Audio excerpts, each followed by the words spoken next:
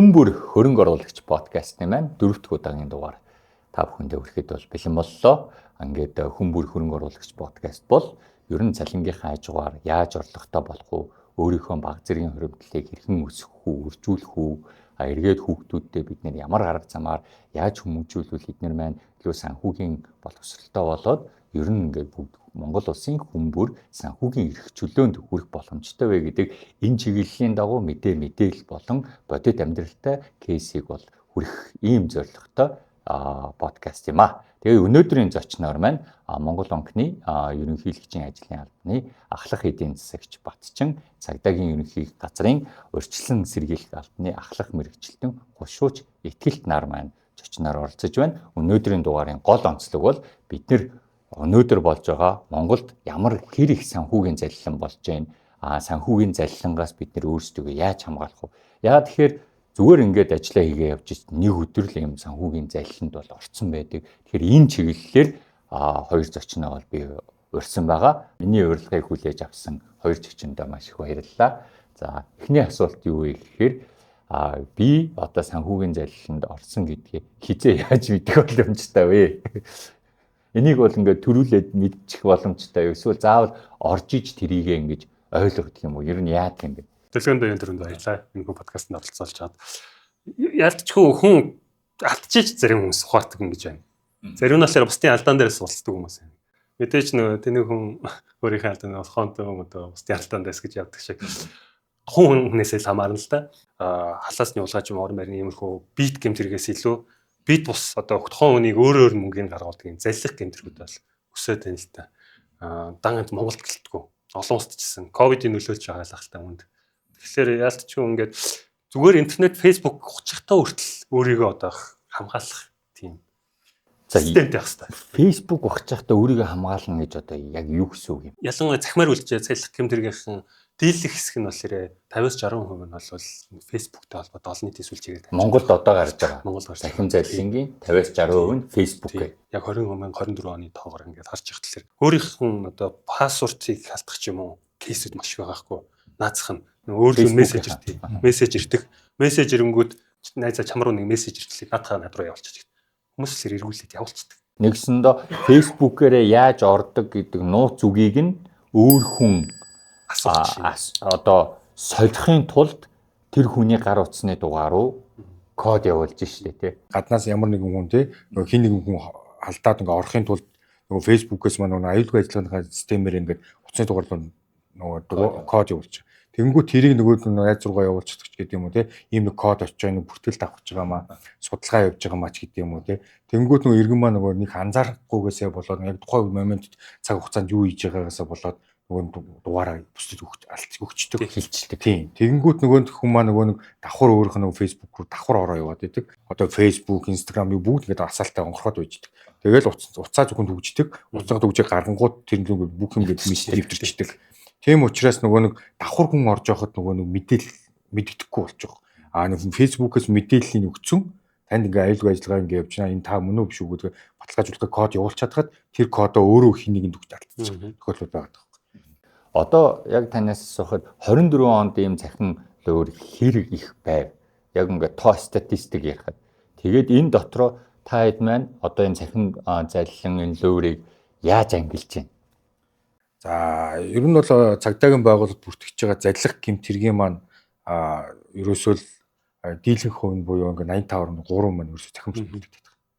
Ерөөсөө одоо 85% нийт заллах гэмтэргийн маань ерөөс энэ дотроо болохоор яг саяны нөгөө бидний саяны ярьдаг одоо нөгөө фейсбુકийнхаа нууцлаа алдчихж байгаа. Тэгээд дээрээс нь одоо 24 оноос хойш одоо 7 сараас хойш одоо Монгол улсад орж ирсэн Telegram платформыг ашигласан даалгавар биелүүлэх гэдэг маань одоо хүртэл бас өндөр хувьтай ингээд эзэлсээр үж байна. Мөн нэг онлайн шоп, онлайн худалдаа авалтууд байдаг. Онлайн худалдаан дээр яаж залилуулж байна? За энэ дээр болохоор ер нь ингэж байгаа юм. Яг гурван төрөл бол дийлэнх нь болж байгаа юм шүү дээ. Telegram, Facebook, онлайн шоп. За онлайн шоп эрхэлж байгаа яг найдвартай эрхэлж байгаа иргэд бол байна. Гэхдээ нөгөө иргэд маань бас өөрсдийнхөө бас анхааралгүйгээсээ бас олдоод энэ нөгөө заллах гэмтэрийг өгч болоод байгаа. Яаж ийм үг гэхээр нөгөө тухайн найдвартай онлайн шопынхоо бичлэг ингээ юмнуудыг үзчихсэн сэтгэл хэсэгт буюу коммент хэсэг дээр нь би сонирхож чинь би аавь гэдэг юм сэтгэлийг үлдээчдэг. нэг бол бүр ингээд зарим нь бүр ингээд утасны дугаар тавьчих. Холбогдоор би энэ бараг сонирхож байна. Тэнгүүд ингээд нөгөө залилагч итгээд маань энийг чараад одоо энэ итгэлч ингээд ийм хаягтай юм хүн байна. Энд чинь нэг утасны дугаар үлдээж уцаар нэрч. Байна бид нар онлайн шопоос олж байгаа ингээд. Нэг бол нөгөө хувь чатаар холбогдож байна. За та энэ бараа ингээд сонирхож байгаа юм байна. Энийг дансанд мөнгө хий. Тэнгүүд нөгөө тэр нь яаж нөхлөөр за одоо ингээд та энийг ингээд сонирхож байгаа юм байна. За тэнгүүд таны энэ сонирхсон барааг чинь ажлын 7 хоногийн дотор ингээд авчрах боломжтой. Тэхийн тулд та 70% хэрэгсэн урьдчилгаа төрүүлэх ёстой шүү. Тэнгүүтээ нэг данс өгчдөг. Тэнгүүд нөгөө иргэн маань анзаардаггүй. Дээрээс нэг юм хөвчлэн нөгөө нэг онлайн бараа бүтээгдэхүүн онлайнаар үйлчлэгээд явуулж байгаа хүмүүс маань нөгөө хувь хүмүүс байдаг учраас нөгөө компани данс руу заавал хийх шаардлагагүй хувийн данс орнгууд нь нөгөө данс руу шилжүүлчихдэг. Тэгээд байжангууд нөгөө нэг бараа бүтээгдэхүүнээ авмаар байна гэдэг нөгөө онлайн шопоос янгууд нөгөө онлайн шоп маань бас нэг дунд нь цаг хугацаа алдагддаг. Яаж нөхлөө нөгөө олон хүний захиалга авч учраас нөгөө маань бас нөгөө шүүж үзэх шаардлага гарна шүү дээ. Тэгээ нөгөө нэг шүүж үзчихээд ингээ байж захта нөгөө хариугаа хэлхээ мартчихдаг ч гэдэг юм уу тий. Нэг бол нөгөө хариугаа өгөндөө гэж яагаад маргааш нь юм орой болоо ингээ уучлаар таны захиалсан ингээ бүртгэл байхгүй байна. Яг ямар кодоор ингэж захиалсан юм бэ ингээ тий. Та тэр мэдээллүүдээ яваач гэдэг. Ингээд янгууд нөгөө маань шал өөр. Монгол банкныхаа данснаас Монгол хүн лүү Монгол банкны данс руу шилжүүлж штэ тий. Нэг арилжааны банк нь. Тэнгүүд хин залж байгаагийн тэр дансаар нь хөвгөл цагдаагийн байгууллага мэдчихэв шүү дээ. Үгүй юу? Тийм зам байгуулна байгаа тий. Яг хоо энэ дээр бас нэг юу гадаг юм. Яг таны яг асуусан чи яг зөв байхгүй. Яг ихэнх нөх хогшч нар маань яг тэгж бодоод байгаа. Энэ Монгол хүний данс тэгээд Монгол байгаа учраас хуулийн байгууллагад хандхад энэ хүмүүс маань олоод өгчнөө. Тэгэхээр одоо юу гэдэг азаа үзэхэд ч гэдэг юм уу нэг бол одоо мөнгө ор хийхэд надад нэг тийм алдаадах юм байхгүй гэж боддгийн байна. Хохирч нар маань дараа нь ингээд цагдаад хандцаад ингээд уулзгал. Тэгэнгүүт тэр дансны маань эзэмшигч нь бас давхар хохирч болох магадaltaй болчиход байгаа. Энэ яаж нөхлөөр таны данс болон утасны дугаарыг чинь ингээд түрээслэе гэдэг зараар нөгөө хүмүүс маань холбогдчих. Таны данс болон утасны дугаарыг чинь түрээслэнэ. За. Тэгээд өдрийн 100,000 төгрөг. Өдрийн 100,000. Тэгэнгүүт яг ингээд их хэмжээний мөнгөнд үнэтэй ороод ирэнгүүт гүйлгээ тутмынх нь 10% үнэ гэж. Дансны маань хүн тэр 100 хэдэн сая 70 80 сая төгрөг ороод ичээд өөрөө аваар эхэлчих болохгүй байгаа юм байна тий. Тэгэнгүүт нөгөө хүн маань түрээсэлж байгаа хүн маань ажил олгож байгаа хүн одоо ингэж байгаа учраас надад баталгаа хэрэгтэй. За ямар баталгаа вэ гингүүд одоо нөгөө хүнээс маань таны мэдээл тий өөрөө ч ингээд одоо тий ов нэр регистр бүх юм чинь ингээд надад байгаа. Энд чи хангалтгүй байна. Энд чи их мөнгө шүү. Тэгэхээр та надаа ингээд өөрөөхөө тий бүтэн биеэр ингээд харуулсан ингээд зураг гэдэг юм уу тий. Тэгээ ингээд залуу хүмүүс ч юм уу эмэгтэй хүмүүс байвал бүр ингээд нүцгэн зураг мага явуул. Ингээд баталгаа болгож тэр зургаар нь яах гэж. Нөгөө шантаачлах гэж байхгүй юм. Бас нэг өөр гэмтэргийн шинжтэй юм уу? Бас өөр гэмтэргийн шинж рүү оруулаад тэгээд дээрээс нөгөө таны сайн асуулт чинь энэ үү? Дансаа ашиглуулад тэгээд тэр хүн нөгөө дансаа түрээс ашиглаад мөнгө олох гэдэг нь шүү дээ. Тэгээд тэр нөгөө нэг одоо 120 сая чинь 10% тэр хүнд хэдэн төгрөг орж ирэх вэ? Тэгтэн зөрүүлээд зүгээр л таны нүцгэн зурч нь л хэрэгтэй. Тэгэнгүү тэр хүн чинь 120 саяг оруулангуудаа за би ингээд энийг аваад өөрөө цуцчихээ гэдэг нөгөө өөртөө ашиглаж гэдэг нь шүү дээ. Тим сэтэл хөрөнгүүд тэр чинь нөгөө нэг зуруудлаад таны энэ зургийг чинь сошиалд цацнаа. Хатуу хамаатан садан бүгдэн рүү чи явуулнаа. Гэхдээ зүгээр дангаар нь явуулахгүй илүү дүү өгүүлбэртэй явуулнаа. Ингэж болдгоо юм уу? Одоо ингээд тэр дансны эзэн бас хохирогч болсон тохиолдол байх шиг шүү дээ тий. Тэр дансны эзэн энэ хин миний дансыг ашиглаад бусдыг ингэж заллаад байгаа юм бэ гэдгийг бол мэдчихэж шүү дээ. Тэгэхээр тэр замаар нь хайж олж болдгоо юм. Тэр мэдээллүүдийг нөгөө одоо юу гэдэг арилжааны банкнуудаас хуулгаар нэг гараад ирж байгаа. За тэгэнгүүт нөгөө тэр мөнгө маань хамгийн гол нөгөө олон улсын нөгөө крипто валютын данс руу орчдөг. Нэг бол нөгөө мөрөөдө тоглоомын дансууд руу ороод ингээд олон улс руу гараад байхгүй болчихсон. Тэгэхээр завхаад явчихсан. Монголд байгаа хүний одоо барьж авлаа ч гэсэн мөнгө нь бол байхгүй болсон байна гэж ойлгож болох уу? 23 оноос яг эрүүгийн цагдаагийн албан дээр маань одоо кибер гэмтэрхтэй тэмцэх газрын маань байгуулад мөн тэрнийхээ юунд ингээд шуурхай ажиллагааны хилцс гэдгийг байгуулсан. За энэ маань яаж нөхлөө Монгол банк болон арилжааны банкнуудаараа хамтраад тухайн одоо нөгөө дансанд орж ирсэн мөнгөний гүйлгээ барилт хийх зорилттой ингээд хамтарч ажиллаж байгаа 24 цагийн хугацаанд. Хамтарч ажиллаж байгаа гэдэг хаанахтай хамтарч байгаа. Монгол банк болон банкнуудаа холбоотойгоо хамтраад. Сүүлээд манайх чинь заллах гэмтрийг нэмэгдээд болохыг та бүхэн харсан ба ятгах тусам нэгтлээ тусам аюулгүй гээл нөлөөллийн ажлууд ингээд хийгдэж байж. Одоо сүүлийнх нь яг дансаа буу ашиглуул гэж явж байгаа. Дансаа буу ашиглуул. Яаж тэгэхээр ялцчгүй ингээд хүмүүс ин фэйсбүүкээр эргүүлээд орж явах тийм зарууд их тавигддаг болсон. Данс түрээслэн ч юм уу эсвэл дансаа түрээслэл аль аль нь. Тэгээ яг ч нэглэр нэгдэл нь болохоор хүний дансыг ашиглана, нөөх нь болохоор амар аргаар хэлбэр мөнгө олохгүй. Зүгээр тэгээд манай монголчуудын дийлэх нь бас жоохон хайр юм да. Дансаа түрүүний таны асуусан шиг дансаа ашиглуулчаад сарын дараа нэг цагтаагаас ирж холбогддог. Үн чинь юу болов гэд шалгадаг. Тэрүүнээс өмнө шалгаагүй байдаг. Тэгээ шалгасныхан дараа яг жинхэнэ асуудлын эзэн болсноо мэддэг байхгүй. Тэгэхээр анхныхан алдаатай алах нь юу гэсэн бэ? Дансаа хүнд ашиглуулсан.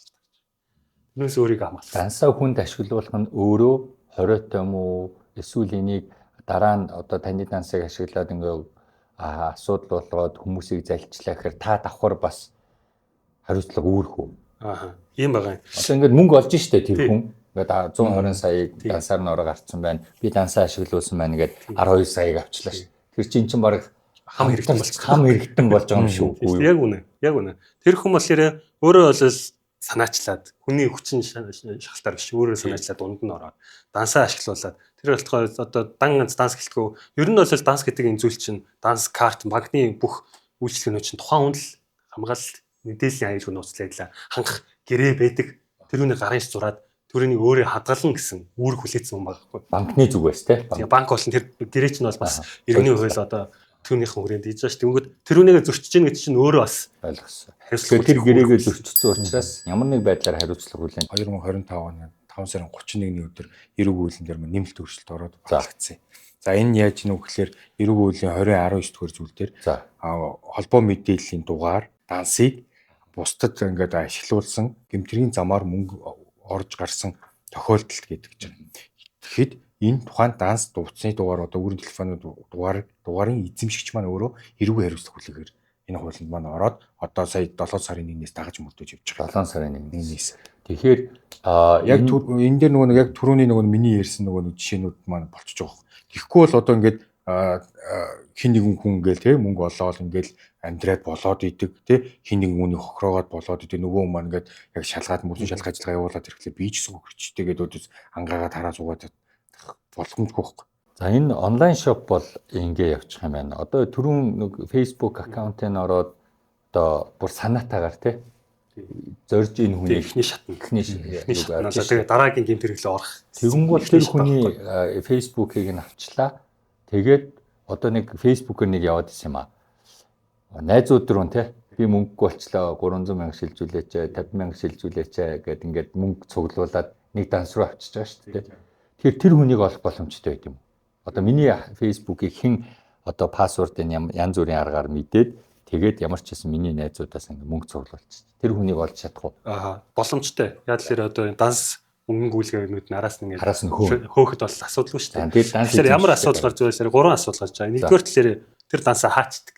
За нэг өөр алга болоод явах тийм эрсдэл. Хоёрдугаарт нь болохоор төрүүлсэн чил гадагшаа гүйлгүүнийтэй хийчдэг.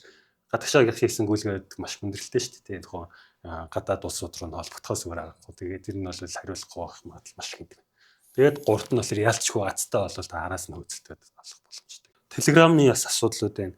Ер нь бол ингэ Telegram бол хоёр дахь төрлөх байсан шүү дээ. Telegram нь одоо яг ямар асуудал? Telegram-аар нэг хэсэг бол ингээд хүмүүс мөнгө ялгаа ковидын үед л те амар аргаал хэлбэр мөнгө олох гол онлайнаар ажил хиймээр байна гэж явдаг байсан.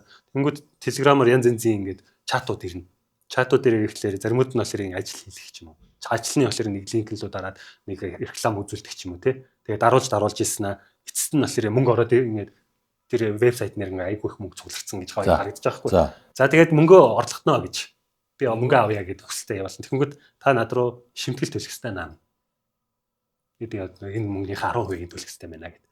Тэгэнгүүт хүмүүс л эхэндээ эргэлзэн шүү дээ тий. Заримуд нь болохоор ахын шатандаа бол ингээ багахан мөнгө ээж агаад за нэг тушаад үзье гэдэг. Нэг шимтгэл нэтрийг хийгээд үзнэ. Тэгээд заримуд нь бол буцаагаад өгчдөг тэр мөнгөийг яг хэлсэн юм. Тэгээ их түнтэй ингээд оролцож эхэлдэг ч юм уу. Тэгээд их түнтэй байсаар их шимтгэл төлнө. Их шимтгэл төлсөөр бүр их мөнгө алдчихна гэсэн. Тэгээд мөнгө нь орж ирэхгүй. Мөнгө нь орохгүй асгаж ягаад их мөнгө. Тэр Telegram-аар тэгж онлайн ажил хийдэг хүмүүс дандаа гадаадаас яаж байна. Тэр нь цаад гадаадд одоо жишээлбэл та нар судлаад энэ монголчууд байна эсвэл энэ Мянмарчууд байна ч гэдэг юм ингэж гаргаж ирсэн үү? Ер нь бол энэ тэх зүг рүү энэ зүүмнүүд Аз улсын эдхийн зүг рүү маш их асуудаг. Тинчээ чинь бүр нөгөө компаниуд эд юм байлээ. YouTube дээр та бүхэн үзээ сонирх юм. Scam гэдэг тустай компани гэдэг. Айгүй болвол голцоо тэрний үед үлсэрээ нэг бол хуцаар ээж Америк гэдэг улсын өгшин хүмүүсийг тарагддаг. Англиар яриад ер нь бол аутсорс гэж яриад байдаг шүү дээ. Зарим компаниуд жихнээс аутсорсоор хуцаар үйлчлэг үзүүлдэг. Зарим нь болохоор хутлаагаас Microsoft компани шиг гэж. Тэр дунд нь манай нөгөө жихнээс бидний бас зайлдаг бичдэг улсууд бас яждаг. Бичдэг улсууд нь Telegram-аар ч нөө Facebook-ээр ч нөө янз янзын улсууд ингэ орж ирнэ. Тэрүүнд нь хариулж болохгүй. Нэг хариулчих юм бол та жихнээсээ бас бусад хүмүүсийн өрхөнд орж ийн гэсэн үг. Нэг хариулж штэ тий. За энэ хүн жихнээсээ дугаар байна. Энэ хүн лөө мессеж ичдэг болно хэвлээ. Янз янзын мессеж ирдэг болдог. Имэйл энэ утасны дугаар байна. Тэд нар чинь бүгдээрээ одоо маш олон хүн лөө бичиж байгаа штэ тэр хүмүүс чинь. Тэр дундаас нь та хариулчих юм бол та жихнэд тарагд болно гэсэн. Тэгэхээр аль болох тийм хүнээс болгох гэсэн. Эхний шатны загсны торонд ороод ирлээ гэсэн. Тэгээд тэр дунд чинь энийг биелэх боломжтой маш гоё саналууд ирнэ. Дийлийнх нь асуулт хэсэг хэцүү л дээ. Тэгээ хүний толгойг ирүүлэхтэй амархан дээр чинь. Тэгэл энэ тэгэхээр за онлайн шоп бол ойлгож байна те бид нэр ингээд над руу ингээд холбогдоо та ийм бараа авах гэж байна гэвэл заавалчгүй тэр компани руу те онлайн шопны эзэн рүү холбогдох хэрэгтэй болж штэ. За баталгаажуулах хэрэгтэй. Энэ яг ийм дугаараас ярьчлаа мөн үү биш үү? Facebook-ийнхаа одоо нууц үгийг алдахгүй тулд ирж байгаа ямар нэг мессежийг тоог бол одоо хинжиж хуваалцаж болохгүй, пассвордоо хуваалцаж болохгүй. Ямар нэг тийм шинж тэмдэг ирлэх юм бол бид нар бол зогсох юм байна. Telegram дээр яах вэ? Telegram дээр бол хэрвээ бас нэг иймэрхүү хүмүүс яриад байлээ. Telegram-аа үнэхээр ашиглахгүй бол та устгаж байгаа. Нэгс чинь бол Telegram чинь өөрөө артталтаа бас блокчейн технологи тэгээд аюулгүй мэдээллийн нууцлыг маш сайн хангадаг гэдэг уул маш сайн явсан шүү дээ тий.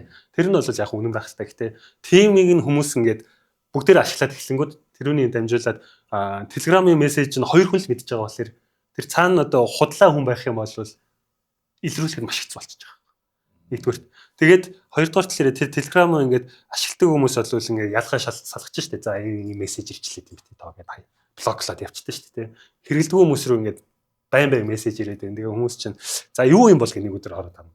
Тэгээ нэг гоё нэг түрүүнээс онлайнаар ажил өндөр ашиг олох боломжтой ажлын санал болгож байна гэдэг. Тэгээ нөгөө эрсдэлтэй байгаа юм нь бас ингэж байна л та. Нөгөө Telegram нэг ашигладаггүй бол устгачаач гэдэг байна. Ягаад хийж ийм гэхээр ерөөсөө нөгөө Telegram гэдэг платформоо татаад утсан дээрээ урцаа бүртгүүлээ ингээд орчингууд шууд нөгөө таныг нэг группт оруулж чадах. Сурчлагын группт. Тэгээд тэр группээс тэгээд нөгөө одоо яг Facebook гүйлгдэг шиг ингээд иргэдэн маань эхлээд ингээд нөгөө өөрөө анзаарахгүйгээр ингээд ороод үзээд ингээд харангууд нөгөөтгөн дээр чинь нөгөө татгалцахын аргагүй гэдэг чинь нөгөө гой болж байгаа. Татгалцахын аргагүй. Тэнгүүд нөгөө тэрийг ингэж харж агаад ингээд нөгөө бас тэрэн дээр чинь бичиж байгаа шүү дээ. Мэдээж нөгөө хүн чинь бас шууд энд ор ихгүйгээр за энэ үнэхээр найдвартай юм уу үгүй нөгөө групп дотор асууж байгаа байхгүй. Нөгөө залгч нарын маань зохион байгуулж байгаа групп дотор асууж байгаа. Тэнгүүд так гэж ерөөсөө 4-5 хүн чинь шууд хариу өгнө. Үнэн штэ чи энэ харалтаа гэж хамбагны скриншот явуулаад төрийн банк, голомт банкны гэл ингээл нөгөө манай Монголын арилжааны банкнуудын чинь толгой өдрөн банкнуудын чинь нөгөө скриншоттой мөнгө хожижлаа мөнгө авцсан гэдэг нь чи найдвартай өгдөг шүү гэдэг. Чи нэг ороод үзтээ юм. Тэгээ нөгөө хүн чи нэг ороод нөгөө өгөөш энийгээ татъя гэнгүүт дансаа өчгөн дансаа өнгө данс руу оруулчихна. Тэгээд оруулахдаа нөгөө татвар гэдэг байгаа шүү дээ. Тэрийг хасаад оруулчихна. За ингээд татвар чи хасагдаад ингэж байгаа шүү. Тэгээ нөгөө монголчууд маань бас 100% бас нөгөө хуулийн мэдээлэлгүй байгааг нь бас эрсдэл байгаа. Яг тэгэхээр нөгөө ерөнхийдөө нөгөө татвар төлдгөө мэдээд байгаа.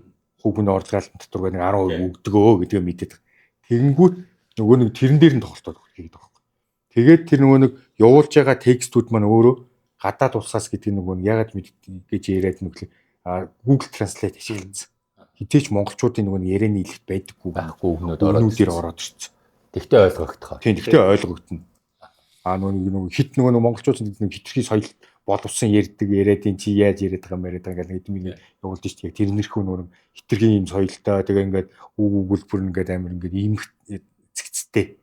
Эрхэм танд баяр хүргэе. Та ингээд юу таны мөнгө ингээд тань руу орлоо. Та энэнд орсноор гэдэг Яг ингээд үнэхээр ингээд харилцааны явцад явж байхад ингээд бидний нэг тийж хүнтэй ирдэг шүү дээ. Ирхэн танд баяр хүргэе гэх те. Модон хэллэг шүү дээ. Тийм. Юу сайн уу ингээд те. Баяр хүргэе ингэсэн шүү гэх ингээд шууд юм гол яриа мэрэл гордоо шүү. Тийм байхгүй яг тийм нэг илэрхтэй байдаг. Дээрэс нь нэг Telegram гэдэг зүйлийг яг ямар зориулттай ашиглаж байгаагаа мэдэхгүй хүмүүс бас их татчаад байгаа байхгүй. Нэг сонирхоод Facebook-ын зар дээр явж байгаа дарангууд та Telegram бат гэдэг заавар өгчөж. Тэнгүү татчихж байгаа байхгүй. Тэгээ нөгөөдгөө ингээ байлгачингууд дараа нөгөөдгөө эн чинь нэрийг бүлээгээ дараад үзэнгөө сурчлагаа маань явах мэтэр. Тийм учраас нэг ерөнхийдөө бараа Telegram нэх ажил те өөрийнхөө хувийн амьдрал болон ажилдаа нэх ашигладаггүй бол татц суулгаад байх бол шаардлагагүй гэж тэгээд байгаа юм шүү. За ямар ч байсан тэгвэл Telegram-ыг бол бид нар бол маш сайн судлаа. Цаатлын хүн юм байна, таньдаг байна уу, танихгүй байна уу. Тэгээд нэг танихгүй модон хэллэгтэй гаднаас бол тэр тусмаа бүр ингээд тэрийг бол бүр устгаад блоклоод явахгүй бол янз бүрийн тийм татгалзахын аргагүй санал хурж ирснээр хохирогч болох. Хохирогчнор маань яг тэгээд байхгүй энэ юм хэрийг хожчих юм шиг санагдаад байна. Тэг ингээ орох дээр амар амархан санагдаад байна. Би нэг тийм хүнд асуулт асууя. Яг Telegram-аар хохирогчдын дундаж алдагдал юм хэдийг алдсан. Одоо ингээд таны одоо судалж одоо яг дундчаар гэх юм бол 25-аас 30 сая шүү. 25-аас 30. Яа. Хамгийн сүүлд нэг эмэгтэй борлуулагч хийдэг. Тэгээд хашаа байшинд амьдардаг. Тэгээ нэг ээжтэй амьдардаг. Ээж нь бас тодорхой хэмжээний бас ажил төрөл хийдэг. Тэгээ нэг байртай болно гэдээ хоримтлуулаад 17 сая төгрөгтэй болцсон байсан. Тэгсэн нөгөө эмэгтэй маань яасан бэ гэсэн чинь нөгөө онлайнаар ажил хийх боломжтой гэдэг зар үзээд тэгээ нөгөө төлөв ингээ яваад орсон чинь яг нэг вебсайт хаяг байна гэж байгаа юм. За тэгээ тэрэн рүү ингээ яваад орсон чинь зааварчлага ингэж өгнөгөө тэгээ нөгөө Telegram руу орчихж байгаа. Тэгээ Telegram руу ороод ингээд холбогдоод ингээ яасан чинь нэг 250 мянган төгрөгийн ороод эхлээд орсон чинь нөгөөдгийг нэг 500 болж өгсөн юм байна. Тэнгүүт манай нөгөөдөн дээр амтаршаад байсан бүх мөнгөө оруулаад хоол энэ дээр. Тий, тэгээ оруулаад тэгээд ингээд яваа байжсэн чинь за одоо ингээд таны одоо их хэмжээний мөнгөний юм бас ингээд ажил байна. Энд багаараа ажиллана. Дөрүүлээ ажиллана. 4 хүн баг болно. Одоо би таныг сонирхчоол би таныг тэр 4 хүнтэй чинь ингээд та дөрөвт нь болно. Ингээд дөрүүлээ нэг групп ингээд нэгдээ ингээд дундаа ингээд тавлаа ингээд харьцаа явуулчаа гэдэг юм гэж байгаа. Тэгсэн чинь нөгөө чинь за тгий сонирхоод үзье гэд тэгсэн чинь шууд ингээд орж байгаа. Тэнгүүд тэрэн дээр нэг юм санал тавьсан гэж 5 сая 700 мянгаар орно нэг хүн. Тэгээд дөрүүлээ та нар 5 сая тус бүрдээ 5 сая 700 оруулж ийж даалгавар биелүүлэх болцлоо. Тэгсэн чинь нөгөө 3 шууд за окей аль данс руу дансаа өгөөрэй гэл. Тэгвэл данс өгөнгүүт нь шууд скриншотод так гэд байршуулаад нөгөөний чинь шахаанд оруулчихсан гэж байна. Нөгөө эмэгтэй 17 сая төгрөг. Нөгөө эмэгтэй маань эхлээд 5 сая 700 оруулчихж байгаа. Гэхдээ тэр чинь бас хугацаа орж байгаа байхгүй юу? Нөгөө чинь бас мөнгө зүүн наан цаануугаад шууд бэлэн байхгүй ч гэсэн. Тэгээ оруулсан чинь уучлаарай энэ хугацаатай байсан юм а. Та хугацаантаа мэдсэнгүй. Таны мөнгө одоо буцаж танд очих боломжгүй болсон. Тэнгүүт нөгөө нэг баг гэдэг нэг 3 нөхдөд юу яриад байгаа юм бэ? Мөнгө дүргээ авмаар шүү дээ. Юу яриад байгаа юм. Тэгээ нөгөө эмэгтэй чинь хүртэл бас тэгэн шүү дээ. Мэдээж юу яриад байгаа минийх мөнгийг би ингээ оруулчлаа гэсэн чинь. За яг нэг боломж байна. 5 минутын дотор 17 сая төгрөг байршуулад тэгээд өмнө оруулсан бүх мөнгө тэр даалгавруудын бүх мөнгөө ингээд өсгөөд нэг дахин өсгөөд бүх мөнгөө татчих боломжтой. Энийг зөвшөөрч ин та дөрөв. Нөгөө 3 маань нөгөө автомат нөгөө 3 маань асуудал байхгүй зөвшөөрч ин гэдэг дахиад дансаа гэдэг. Тэнгүү дахиад нөгөө дансаа ирэнгүүт нөгөө төлөв дахиад шилжүүлж байгаа мэтэр харуулж. Тэнгүүт нөгөөх маань нөгөө ээжтэйгээ нөгөө дундаа нэг захиран зарцуулах хэрэгтэй нөгөө данстай нөгөөдхнөөсөө авчиж байгаа. 17 сая би өсгөчөд байрны урьдчилан асуудалгүй гараад ирэх юм байна гэж бодсон гэж байна. Тэгээд өмнө нөгөө 5 сая 700 нэгт оруулсан дээрээс нөгөө өмнө даалгавар биелүүлж исэн мөнгөнд бас нөгөө 15 сая орчим болсон. Тэгээд тэр мөнгнүүдийг бүгдийг базаад ингээд авчин гэж бодоод нөгөө 5 минутанд амжуулаад шилжүүлсэн. Telegram дээр бас нөгөө дайран дээр давс гихчээр одоо ингээд залиулсан юм ба штэ тий. Энэ залиулсан хүмүүсийг бас таргетдаг Монгол хүмүүс бас байдаг болчих тий. Групп үүсгэсэн. Хохирогч Telegram-ын хохирогчдын групп гэдэг үүсгэсэн. Facebook дээр нөө асгүй бол Telegram дотор ч юм. Тэгээд тэр дотор хохирогчдын групп гэдэг дунд нь нэг нөхөр орж ирээд гоё юм би танил тавиад би тодорхой хэмжээний шимтгэлийн нөхч би энэ үний чинь араас нь хөдөлтий надад юм гоё цагдаа найз байна. Эсвэл гадаад тийм боломж байна гэд бас тийм зар тавьдаг болчих. Тэгэхээр хохирогч дахиад хохирч байна. Тэр хохирцсан хүн бол мөнгө авахын төлөө юу ч хийж магадгүй байхгүй. Тэр ханаас бас мөнгө хэцүү шүү дээ. Ямар жишээ гарч ирсэн. Одоо ер нь бол хэдэн төгрөг нэгсэн, хэдэн үеийн шимтгэл авсан. 10% шимтгэл асуудаг. Тэгээд Facebook дээр нэг яа нэгс өгөөд эхнээс нь жишээлх юм бол та жишээлбэл сая 45 сая төгрөг жишээлбэл алдчихлаа шүү дээ, тий. 40 сая төгрөг одоо гадаадын данс руу ийдсэн тэгээд авах гад хямраад тэгээ нөгөө групп дээр нь ороод ирсэн байлаа гэж одоо тэгсэн чинь тэнцээ нэг нөхөр мөнгө чинь олж өгнө. Асуудалгүй би болвол ийм гоё явуулбас үлбэтэй ямар ч асуудалгүй болоод өгнө гэсэн тийм зар тавьчих байхгүй. Тэгээд доотлолт нь шимтгэлтэй гэдэг. Тэгээ нөгөө хүн чинь бичсэн шүү дээ, тий. Шимтгэлэнгүүд бичиж жагаад ийм аргаар ингэж болт юм аа. Гэ сайхан синхруулна шүү дээ. Бас нэг л өөр залилэгч сууж байгаа. Тэгээд шимтгэл нь 10% шимтгэлээ төлжиж би хөдлөн. Тэгээд нэмээд 10% дахиад өгч байгаа. Тэгэхээр нөгөө залилуулсан хүн чинь бас маш их сэтгэлийн хямралд орсон дараа. Facebook-ийн группээр нөгөө покерын тустай аппликейшн руу орох юм аа эсвэл нэг тийм групп руу үсгэж байгаа оруулдаг. Нэгдүгээрт, хоёрдугаарт нөгөө тоглоомнууд эдэн шүү дээ, тий. Янз янзын нөгөө кноп дараал тоглоод идэг тэгэл мөнгө орж ирдэг ч юм уу тий.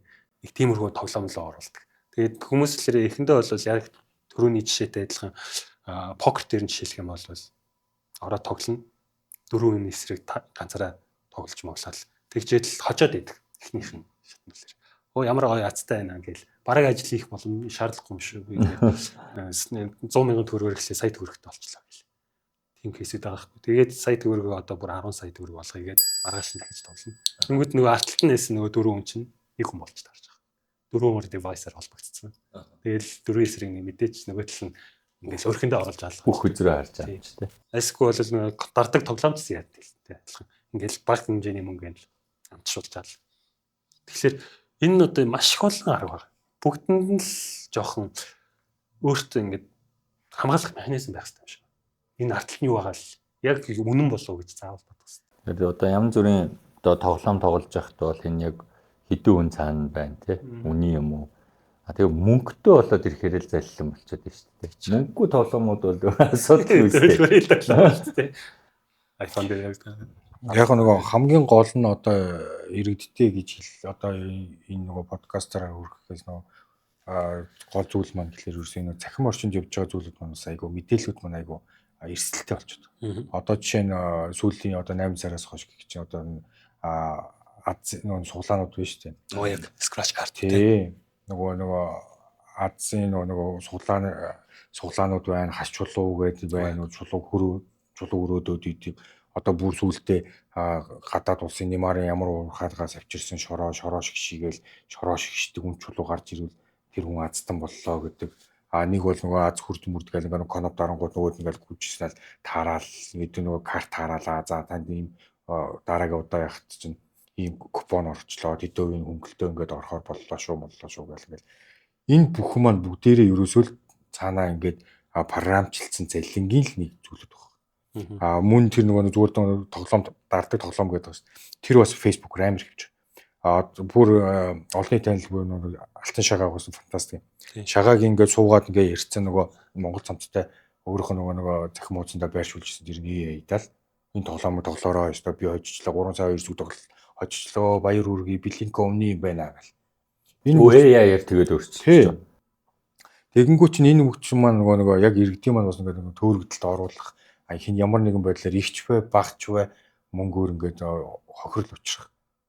Эрсдлүүд их өндөр байгаа. Бид монголчуудын бидний нөгөө юу гэдгийг ярьдгаар бол одоо нэг хэмжээний мөнгө одоо хэдэн сая төгрөг те 100 хэдэн сая маяг байж энэ өөрөө залил юм байна энэ лөөгөр юм байна гэдэг юм уу те 10-20 мянган төгрөг бол тоохгүй шүү дээ. Одоо тэр Азийн суглаа гэдэг юм нөгөө 20 мянга тэг ингээд багцаараа 20 мянган 5 ширхэг картны 250 мянган төгрөг биш 10 ширхэг картны 250 450 750 багц гээл. Тэгээл нөгөө хүмүүс ороод аваад 250 мянгаар авчаад тэгээд тэрэнд нь таараагүй бол зааз би азгүй байна гэдэг юм тий. Би ямар ямдаагүй байна гэдэг. Өөр өөртөө ингээд сэтгэл санаагаар унаал ингээд яваад байгаа. Тэнгүүтээ нөгөө нэг яг ингээд бодиттой одоо юу гэдгийг арай илүү өндөр үнэтэй 20 30 сая 40 50 саяар ингээд алдахлаар би зэллүүлчлээ гэж загтаад байна. Одоо тэгвэл хоёр асуулт. Нэг хэдийг алдсан бол Цагдаа тэрийг араас нь явах боломжтой. Хэдээс доош бол одоо ингээд энэ бол хэрэгсэхгүй эсвэл тоохгүй эсвэл бид нар тэтгэх ажил байна гэх юм тийм шугам байна уу? Улаан шугам. Цагдаа дээр ерөөсөө ямар ч өргөдөл гомдлыг хүлээж авахгүй татгалцсан гэсэн зүйл байна. 20,000 төгрөг алдсан ч байсан. Алдсан ч ажиллахаа. Энэ дээр нөгөө нэг татгалцдаг зүйл маань өөрөө юу вэ гэхлээр тухайн иргэний гаргаж байгаа гомдол маань гэмтэрэг зөрчлийн шинжтэй гомдол мэдээлэл мөн байна уу гэдэг. Тэгэхээр одоо би ингээд 100,000-аар нэг суглаа эргүүлээд тоолцсон байлээ шүү дээ. Тэгээд очиод гомд гаргуул яах вэ? Энийг авч хилцэхгүй. Авч хилцсэн шүү дээ. Авч хилцээ энэ яг үнэхээр энэ суглаа байна. Суглаа нь аль биесний зөвшөөрлөлтөй суглаа юм уу үгүй юм уу гэдгийг чиглээд үзэх байхгүй. Монгол улсад болохоор одоо ерөөсөө юу яагаад байгаа юм. Яг эрх бүхий байгууллагуудаас ингээд зөвшөөрөл авсан ганцхан монгол суглаад авчих. Телевизээр өгдөг. Хизээж хувь хүнд тэр тусмаа захим орчинд одоо ингээд суглаа явуулах эрх өгөхгүй. Тэгэхээр захин орчинд Facebook-оор явж байгаа бүх суглаа ямар нэг цаанаа зөвшөөрлөхгүй байна. Зөвшөөрөл ба. Хэрвээ хэн нэгэн гомдол гаргасан бол тэр суглаа хийж байгаа хүмүүс хариуцлага хүлээнэ гэж ойлгож болох уу? Тийм. За сая бид нар бол ер нь онлайн залилангийн санхүүгтэй холбоотой энэ залилангийн талаар маш их ярьлаа. Одоо энэ нэг мөрөөдтэй тоглоомод байна шүү дээ. Тэр дундаа ингээд сая бид нар бас нэг амжиж нэг ганц 2 сайтуудыг бол хаалаа. Гэхдээ энэ бол ганц 2 сайтаар бол болохгүй гэж бодож байна. Тэгэхээр монголчууд эхний асуулт монголчууд хэр их мөнгийг энэ мөрөөдтэй тоглоомоор энэ юугаар ингэж гатгшаа гаргав. За Монгол банкн дээр ямар таамаг байна? Онлайнаар хадаадын 1xbet ч юм уу янз янзын захин вебсайтуудаар дамжуулж спортын ч юм уу энэ баг ингэж хожих юм бол эдийн хэмжээний бооттой ч юм уу тий би эргүүлээд мөнгө авах юм байна 10 харьцах нэгтгэдэг юм бол нэг удаагийн сая төгрөг гэх юм бол 10 сая төгрөг орж ирнэ гэдэг ч юм уу нэг тиймэрхүү юм уул нь болохоор спорт уламжлалт юунд бол байдаг. Одоо сүүлийн үед тэр нь бүтээлгэрээд замбараа алдаад байна л да. Тэгээ монголчууд тэрийг ойлгохгүй ороод байгаа. Тэгээд гадаад төлбөр тооцоонд бас нэлээ их мөнгө. Яг бол баримжаагаар бол 500 сая орчим доллар болвол сүүлийн одоо нэг 2-3 жилийн хугацаанд гарцсан. Одоо жижиг суудлын машин сая ингээ харахад бол 78,000 жижиг суудлын машин Монголд орж ирсэн байгаа байхгүй. Тэрний чинь бараг нэг 800 сая хүүл бараг 50-60 мянган суудлын машины мөнгөөр энэ бооцоо тоглоом энэ суглаа юу гэдэг ингээ гараа авчихсан. Гарчаад гэхдээ тэр нь зарим нь бол яг жигнэсээ бодтойгоор буцаж орж иж байгаа хэсэг байгаа л да. Гэхдээ бас холимог 500 сая доллар гэдэг бол амар том. Монголын одоо ингээд дотоодын хөрөнгө оруулалт бид нар аюул хэрэгтэй байгаа байхгүй. Тэгэхээр одоо хаан банк эсвэл 30 тэрбум хэмжээнд банк гаргалаа те. Одоо бирсгээл ингээл банк босоод гаргаж 10 сая доллар өгөхгүй шүү. Тэгэхэд ийм хэлбэрээр 500 сая доллар гараа авцсан гэхээр бас л их сонсогдож шүү. Одоо яг энэ гарч авсан гадаад дээр энэ мөрөдтэй холбоотой энэ дээр гарсан цагдаа дээр гомдлууд байдаг юм уу? Тоглож байгаа хүмүүсийн хэлний мэдлэг дээрээс нь яг нөгөө тухайн одоо юу гэдэг одоо 1xbet, mailbet гэдэг энэ нөгөө яг ямар системээр яаж явдггүй яг одоо өөр ингээд бет тавихтаа яг хэрхэн яа тавих уу гэдгийг сайн мэдэхгүй байна. За тэгэнгүүт нөгөө дунд нөгөө агент гэдэг нөхцөл байна. Дуурчлал гэдэг. Агентууд нь яадаг юм? За энэ яадаг уу гэхээр одоо чинь би сайн ойлгохгүй тэгсэн мөртлөө одоо юу гэдэг NBA-ийн тоглолтын дээр би мөрөд тавих гэдэг байхгүй. Одоо миний дэмждэг баг ер нь бол баг хоччихно гэх ингээд хүн дам яриагаар те өөрөө бас ингээд сонирхолтой шүү дээ. Тэнгүү чинь бас таамаглаар байгаад шүү дээ надад нэг юм. Тэнгүүд би нөгөөдхөө ингээд аль биесний одоо олон улсад зөвшөөрөгдсөн гэдэг 1xbet байгаа шүү дээ. Тэрэн рүү ингээд би хандах гэхлээр мэдэхгүй гэдэг байхгүй. Тэнгүү тэр дунд чинь нөгөө нэг орчуулагч хийгээд дансын маань сэнэглээд миний мөнгөний бооцоо тавьж өгөх нэг агент гэдэг нэг рүү хандах гараад ирчих байгаа. Тэр нөхдүүд маань бас зайлах гэмтэрэг маань бас үлдээд. Ягаад тэгэхээр нөгөө нэг мэдхүүг мэн далимдуулаад миний мөнгийг авчингуудаа одоо юу гэдэг өөрийнхөө нөгөө нэг мэдж байгаа баг дээрээ тавиад өсгөөд авчдаг ч юм уу тийм эргэлдүүлээд тэнгүүтээ буцааж өгдөггүй ч юм уу. Нэг бол нөгөө анхнаасаа шууд одоо энэ нөхөр угаасаа нэг таг хөлтүүгаар байна энэ мөнгө тэр чигээр авчигээд гэдэг ч юм уу тийм. Иймэрхүү нөгөө агент гэдэг дунд нь зуучлагч хийгээд байгаа нөхдүүд тэд бас хохирсон тохиолдлууд байгаа цагтаа байгууллага маань мөрдийн шалгах ажиллагаанд явуулсан. Нэгт хоёр дахь юм бол Монгол улсад маань одоо энэ мөрөөдтэй тоглоомыг хориглосон угаасаа хуулийн зохицуулт байдаг байсан. Эрүүгийн хууль болон зөрчлийн тухай хуулийн дээр. Тэр нь тэгэхээр өрөө түрээслээд ингээд сууж байхад бол хориотой. Онлайнаар орохоор тэр нь яа тийм. Ер нь бол байсан. Онлайн олон нийтийн сүлжээ болон биетээр ингээд ямар нэгэн байдлаар мөрөдөө тоглоом тоглох болон зохион байгуулсан тохиолдолд ингээ эрүүг хариуцлага хүлээн тоглосон бол зөрчлийн хариуцлага хүлээлгдэг байсан. Иргэдэд. За тэгэнгүүт сая түрүү нөгөө нэмэлт өөрчлөлт орсон гэж тэгсэн шүү дээ. За. Энэ оны 5 сарын 31-нд маань зөвшөөрлийн тухай хууль, эрүүгийн хууль, зөрчлийн тухай хууль гэдэг энэ гурван том хууль нэмэлт өөрчлөлт орсон. За энэ яаж ийм вэ гэхээр яг энэ дээр маань зориул яг мөрөдөө тоглоомд маань зориулаад энэ зүйлүүдийг болио. Зөвшөөрлийн тухай хуулинд маань нэмэлт өөрчлөлт нь яагаад орсон бэ гэхээр энэ сургалт сурталчилгаа их явагдаж байна. Нодлон одоо 24 онд ч одоо жишээ нь гэдэг чинь нөгөө бүхэл бүтэн нөгөө саксны лигийн маань One XBT-с ивент итгэлээгээд энэ олонний танил нөгөө Мерсер одууд маань сурчлаад One XBT-с мөнгө ажиллаагаад нөгөө ховцтой One XBT-ийн логотой ховц өмнөр өмсөөл ингээд ард ирдэд айгүй их сурчлагаа явсан. Энгүүт нөгөө энэ сурчлагыг хийхийг хориглоё гэж зөрчлийн тухай хуулинд оруулаад энэ сурчлагаа хийсэн тохиолдолд тухай сурчлагаа хийж байгаа иргэн маань өөрөө арга хэмжээ авахулна. За дээрэс нь энэ мөрөдөө тоглоомыг ингээд зохион байгуулаа тий одоо дунд нь одоо тэр нөгөө зуучлагч буюу агент хийгээд байгаа нөхдүүд маань нөхдүүдийг ингээ хийх юм бол та бүхэн бас ингээ эрүүг хариуцлага хүлээнэ гэдэг эрүүг хуулинд нэмэлт өөрчлөлт оруулаад мөн дээрээс нь түрүүний хэлдэг нөгөө данс ашиглуулсан бод гэдэг нэмэлт өөрчлөлтүүдээ оруулаад ингээ явж байгаа. Тэгээд зөвшөөрлийн тухай хуулинд маань ямар нэгэн байдлаар одоо энэ One XBT бай иймэрхүү юмнууд төр ямар нэгэн байдлаар зөвшөөрөл олохгүй төрийн байгууллагууд маань нэгэн ч зөвшөөрөл олохгүй. Энэ хуулийн дээр маань ингэж байдаг байхгүй.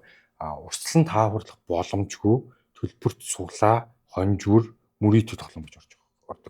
Тэгэхээр One XBT бол Монголд үйл ажиллагаа явуулах боломжгүй маань. Боломжгүй тэрийг ингээд хоригдсон. Одоо ингээд нөгөө захин оршинд яваад байгаа зүйлүүд сурчлагаа нь юу явж байна гэхлээр нөгөө нэг дардаг тоглоомын юу яваад байгаа. Тэр нь өөрөө дараад оронгууд одоо бол Blinko гэдэг нэг байгаа. Та нэг бөмбөн ингээд унаад ингээд доош ундаг. Тэгэхээр нөгөө доор байгаа юм нөгөө хайрц боксын дотор ингээд нөгөө үрж идэж ордог. Тэрийг заллин гэж үзэх үү, тэрийг мөрөдөө тоглоом гэж үзэх үү? Тэр бол яг нөгөө ерөөсөө л яг нөгөө аль тэрнлүү оруулахаасаа илүү тэрийг ингээд ороод орохлоор нөгөө нэг One XBT, Milbit чинь хаяг руу орчиж байгаа. Үндсэндээ тэргүүр дамжаад. Зүгээр ингээд тэр тоглоомыг нууцсан дээр тоглодог тоглоом байдаг шин. Яг тийм тоглоомтой адилхан. Тэгээд тэр тоглоом ингээд татаад авангууд тийшээ тоглох гэхлээр тац авчаад тоглох гэхлээр шууд тийшээ оруулчихдаг. За та энийг орохын тулд ийм данс ингээд тэнэглээд тэгээд нөгөө дансныхаа хуулын скриншотыг авсарч ягаад тэгээ ингээд тоглох хэрэгтэй ч гэж байна. Тэгэхээр нөгөө нэг бас л нөгөө нэг мөрөдөө тоглоомыг тоглоороо уриалсан л нэг ухаалаг. Сая манай учрал сайд яг энэ хид хідэн мөрөдөө тоглоом энэ одоо монголчуудын мөнгө алдаад байгаа энэ сайтуудыг нэг хаалаа шүү дээ. Тэгээ хідэн сайт хаагдав. Одоо тэгээд цаашаа хаах сайтууд байна уу? Эсвэл ерөнхийдөө ингээд болсноо дараачийн арга хэмжээ нь юу юм? Яг харилцаа холбооны зохицуулахаар одоо яг нэг хуулийн шинжилтийн учрал сайдын санаачлагаар ингээд хамтраад хуулийн байгууллагууд маань хамтраад ингээд хуулиа баталсан. Одоо дагаж мөрдөж байна. Харилцаа холбооны зохицуулахаар одоо хамтраад яг мөрөдөө тоглоомын бол 168 аккаунт буюу нэг хаягнуудыг хаалгасан. Монголд одоо яг болохгүй. Тийм болохгүйгээр яг ингээд нэг Монголд явж ирсэн яг сурчлагаа явуулсан 170 орчим юм биш. Монголд болж байгаа нэг тийм заллингийн юм яриа л та. Энэ бол бэлтгэсэн мөрөн. За бэлтгэсэн мөрөн дээр юу ажиглагдсан бэ гэхээр бэлтгэсэн мөрний ингээд асуудал ингээд гараад тэнд ингээд Хөвсгөл аймагт хүний мөнгийг ингээд оруулж ирж байгаа та 10 сая өгсөн бол бараг 50% хүүтэй ингээд буцааж өгдөг те. Ийм схем гэдэг. За энэ амьдрал дээр бизнес дээр тийм байх бол боломжгүй. Тэгээд анх одоо энэ схемийг зохиогоод хүмүүсийн мөнгийг заллаж лөөрцсөн хүний Ponzi гэж хүн байсан учраас Ponzi схем гэдээ бол нэрлэлцэн. Тэгээд би ингээд нөгөө 2007-8 оны дээр Хямралын одоо дараагаар Монгол дахиж Ponzi схем гарахгүй болов уу гэж итгэлээ нэмжлтэйсэн чинь сайн нэг Ponzi схем гарчиж байгаа. Тэгэхээр бэлтгэс мөрөн сүүлийн 10 жилийн анхны Ponzi схем үү эсвэл энтэй адилхан Ponzi схем нэлийн хэд миний одоо мэдээлэлгөө Facebook одоо юу гэдэг олон нийтэд хүрээгүй ийм схемүүд явсан уу? Одоо Монгол банкны хувьд бол харж байхад тийм статистик тоо байна уу? 10 жилийн хугацаанд бол тэрүүнээс өмнө зөндөө юм бас. scam ponzi scam гарсан. Сүлжээний лөөр гэж бас заримдаа хэлдэг. Энэ яаж нэг гэхээр урд нь OneCoin гэж бас гарсан. Энэ нь болохоор гадаадын нөө Болгарын эмэгтэй крипто ахтахан гэж нэрлэгддэг. Тэр хүн болохоор OneCoin гэж гаргаж ирээд дан ганц Монгол хэлтгүй зүүн Европ тэгээ Австрали, Шинэ Зеланд олон улсад 4 тэрбум $4 ингээд заллаад цуглууллаа. Зөлөөрцсөн байхгүй. Тэрүүнд хүртэл монголчууд орсон. Хүмүүсийг ойлгохгүй байгаад нь дөрөөлж та надаа мөнгөө хатгалуулчих. Хөрөнгийн чинь одоо даблдуулж өсгөж өгнө. Тэгэхээр ямар хугацаанд? Хөрөнгө оруулалт бол даблдах бол байж болно шүү дээ. Тийм болно. Одоо 5 жил ч юм уу 6 жил хугацаанд бол бас боломжтой ш болохгүй. Даблдна гэдэг нь одоо жишээлх юм бол битлес мөрөн дээр бол нэг 2 сарын хугацаанд 3 сарын хугацаанд мөнгөний даблддаг 2 сарын хугацаанд уу? Тийм. Одоо тэр хүмүүс хариуцлага үүснэ үү? Хариуцлага үлээсэн. Энэ бол бэлтгэс мөрөн бол үндсэндээ нэг жилийн хугацаанд л болсон процесс юм аа. Одоо энэ Ponzi шиг схемийг ингээ гарлаа гэхэд цагдаагийн байгууллага хамгийн түрүүнд арга хэмжээ авах уу? Энэ дээр одоо яаж ажиллах вэ та хэд мэ? Яг энэ дээр бол яг нэг гимтэрэг гэж үзээд юм өмөрдөж шилэх ажиллагаануудаа явуулаад ойлгошгүйгээр тухайн иргэний байгаль газрыг олж саатуулах мөн дээрээс нь тэр нэг тухайн нэг данснаас хөдөлгөөн хийгдэх гэдэг зүйлүүд дээр нэг хөдөлгөөнүүдийн барих тэгээд хамгийн гол нэг хүндрэлтэй буюу нэг удаашралтай зүйл маань хохирчд. Зарим хохирчд маань нэг яг саяны хэлдгээр нэг 2 сараа хүлээгээд алхавчих. Мөнгө өгчөөл аваад өгч. 2 сарын дараа тэр нөгөө даблт нь штэ боддог ч юм уу. Тэгээ одоо нөгөө бэлдсэн мөрөн дээр чинь гэх чинь жишээ нь одоо нөгөө малчид байсан. Тэгэхээр чи нөгөө малчид маань яг мөнгө өгч явчихж байгаа. Тэгээ нөгөө нэг байга хэдэн хүмүүсээр нөгөө одоо юу гэдэг хэрэгээ шийдвэрлээ дуусгаад ингээд шилжүүлээ эцлэх гэхлээр цаана дахиад өөр хүмүүс бас хохирчих гээд байгаа учраас нөгөө тэрэн дээр нөгөө удаашралтай бас нөгөө хохирчоо бас хайж болох юм нөгөө удаашрах асуудлууд бас байдаг. Яг энэ нөгөө хэмжээний олон хохирчтой юм эдийн засгийн гэмтэргүүд төр бэлтгэс мөрөн дээр хэдийн хохирол гарав нийт хэдийн лөөр одоо тэр бэлтгэс мөрөнгийн хэдэн залуучууд хийв. За яг тэрний бол нэрийн тоог нь болсон. Мэдчихэв. Бэлтгэс мөрөн чинь 2600 хохирогч харагдав. 2600. Уул нь болохоор анхандаа бол нэг 200 тэрбум төгрөгийн хэрэгэлт үүсгээд яг нөгөө хэрэг хаагдах үед нөгөө 2600 хохирогчд уул нь болохоор нэг 4000 орчим хүн байгаа байхгүй. 1400 нь болохоор ашиг авцсан. 1400 ашиг аваад гарцсан дахиж ороогүй гэсэн. Тэгэхээр үлдсэн 2600-аас хохирогч болоод тэр хүн дээр бол нөгөө үндсэндээ 9 хүн хамтраад энэ хэргийг үүсгэсэн байгаа байхгүй. Тэгээ тэр хүмүүс нь 45 орчим тэрбум төгрөгийн хохирол барагдуулах шүүхийн шийдвэр гаргасан байл. 45-ыг 9 хүн барагдуулах боломжгүй шүү дээ. Тэр хүмүүс 4.5 тэрбум хохирол барагдуулах. Тэгэхээр нөгөө төрүүлээд гараад явцсан 1400 хүнээс мөнгөний буцааж аавна гэж бол тэр хүмүүс бас давхар хэрэг үүсгэж байгаа л да ялгаагүй. Тэр хүмүүс чинь ялгаагүй хам хэрэгтэй болчихж байгаа байхгүй. Энэ лоурийн системд одоо ялагч хийж байгаа байхгүй.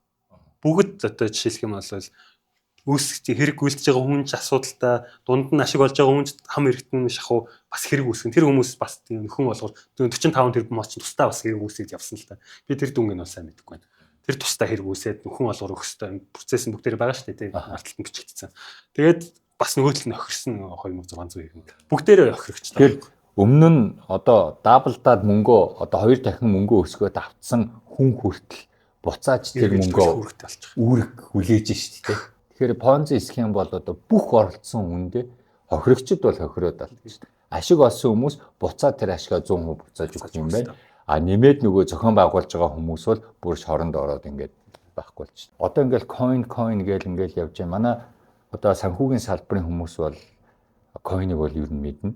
Ер нь бол аль нь яг бодиттой аль нь одоо бараг л тий хулихны ямар цаанаа юм байхгүй вэ гэдгийг бол ингээд яалгаж байгаа. Тэгэнгүүт одоо олон нийт маань яг ийм coin-ы талаар мэдээлэлгүйгээсээ болоод миний одоо анзаарсан зүйл бол яг энэ ковидын үеэр 2 их 80 төгрөг coin орж байгаа. 1 их 80-д нь гадагшаа яваад тэгээ гадаадын coin-оор бид нэр 300-400 саяар coin авсан байгаа байхгүй. Уул нь дотоодынхаа хөрөнгө оруулалтыг хийгээд дотоод эдийн засгаа босгосон бол зүгээрээс тэгээ 1 их 80-аар Монголын coin-од авсан. За тэгэнгүүт энэ coin дээр одоо яг юу нь заллан лоурийн шин чанартай юу нь биш гэдгийг ингээд ялгах салгах боломж байдаг юм уу одоо Монгол банкнаас? Хамгийн наад зах жишээлх юм бол нөгөө coin крипто валютын зохицуултыг бол Монгол банк санхүүц болохоор Одоо зохицуулахад хэцүү л дээ. Бүртгэлжүүлэл явж байгаа мөнгө баг одоо тэмцэх зорилгоор. Крипто байлууд чинь дотор маш олон янз шүү дээ. Жишээлх юм бол зарим нь бол нөө биткойн гэдэг үндсэн крипто байлууд байна. Бусд нь гээд бас нэг крипто байлууд дунд нь токен гэж байгаа. Тэдрээс бас нэг залилагчдаг. Онкойны жишээн дээр ярих юм бол арталтаа ямар ч тийм блокчейн систем баггүй. Арталтаа ямар нэг арилжааны тийм трейд платформ ерөөсөө байхгүй. Ямар ч алгоритм тийм нөхөө системийн байхгүй зүгээр нүүрэн дээрээ бид нэг гоё крипто байлууд гарцсан. Тайтын хөрөнгийн жосгон. Тэгээд нэг бас нэг вебсайт үүсгэж байгаа шүү дээ, тий. Тэр үнээр мөнгө хийх юм бол буцаад мөнгө гаргадаг.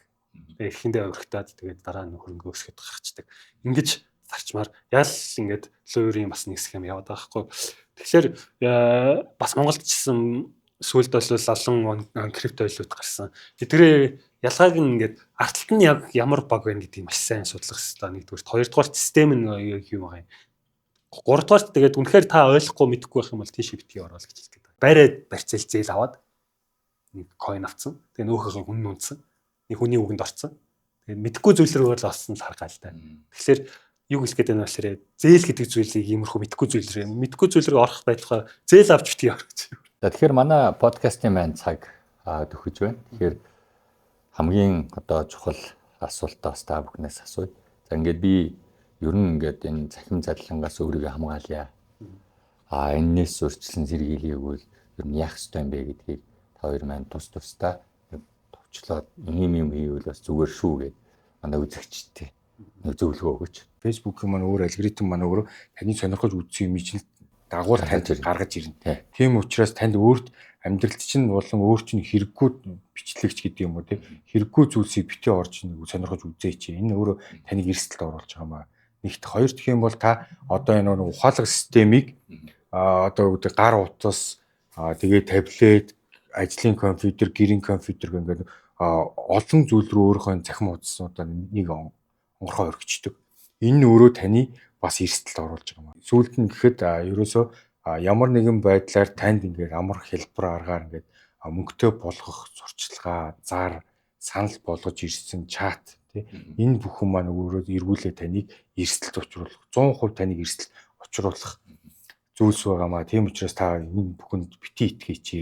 Таны итгэл тэгээд дээрээс нь мөнгөтэй болъё гэсэн зорилго хоёр дээрс нь тулгуурлаа таныг гэмтэргийн хохирогч болгоод байгаамаа гэж хэлмээр байна да. За баярлалаа. Миний зүгээс л хамгийн чухал зүйл бол та нэг санхүүгийн боловсрол дээр анхаарах хэрэгтэй маа. Санхүүгийн боловсрол гэдэг хүмүүс ер нь анзаараад байх боловсролын сектор руу ингээд анзаараад. Уул нь зүгээр л мөнгөтэй зөв орцох амьдралын ухаан байгаа. Маш богино хугацаанд ингээд маш хөндөр ашиг амлаж явах юм бол маш хөндөр эслэн л гэсэн үг шүү дээ.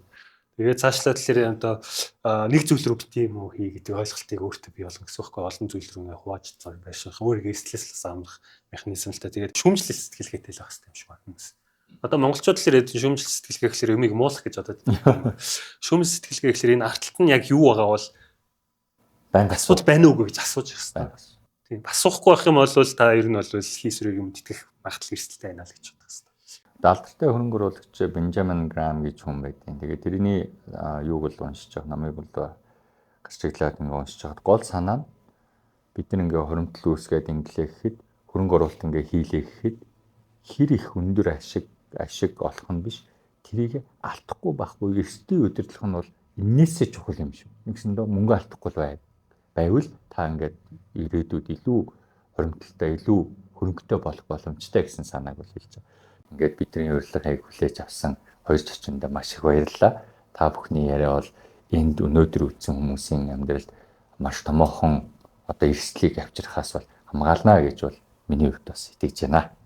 Урьж оролцуулсанд баярлалаа.